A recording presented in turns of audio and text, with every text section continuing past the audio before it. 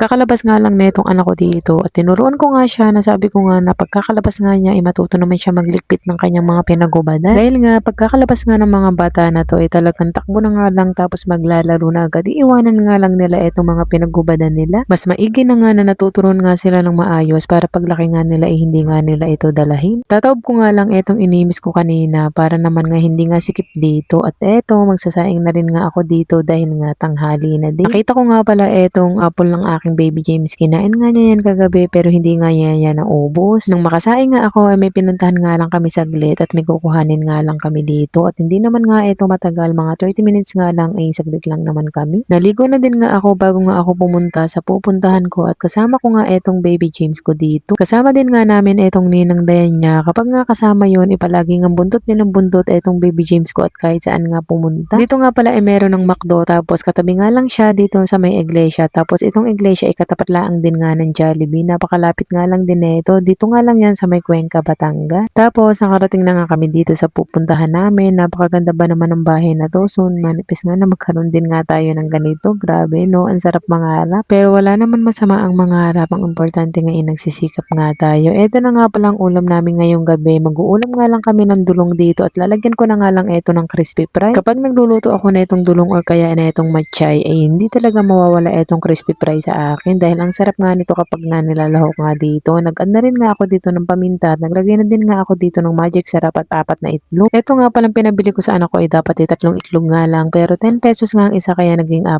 na nga dahil 40 pesos nga itong padala ko sa kanya. Halo-halo nga lang natin ito hanggang humalo na nga itong itlog at pagkatapos nga ilalagay ko na nga itong kawali. Ito nga pala yung kawali na napamili nga lang ng asawa ko. Tingnan nyo naman at nagagamit ko na. Nakuha nga lang to sa pangangalakal pero tingnan nyo naman at napakaganda at napakakapal pa. Pinagpalitan nga lang do kaya okay naman din. Pinanlihan ko din naman nga ito bago ko nga ito gamitin at pinakuluan ko. Sayang lang kasi kung ibebenta to, tingnan nyo naman at napakakapal talaga. Hindi ko nga lang medyo naayos itong pag-iis dito pero sa isang araw ay ayusin ko nga para nga ito ay pumuti. Alam nyo ba ang ganitong ulam ay napakasarap nga kapag nga sasuso mo nga ito sa suka. Pwede rin naman nga na ketchup nga ang sausawan dito. At ito na nga mga mamis ng naluto na napakasarap na nga. Etong at kakain na nga ako.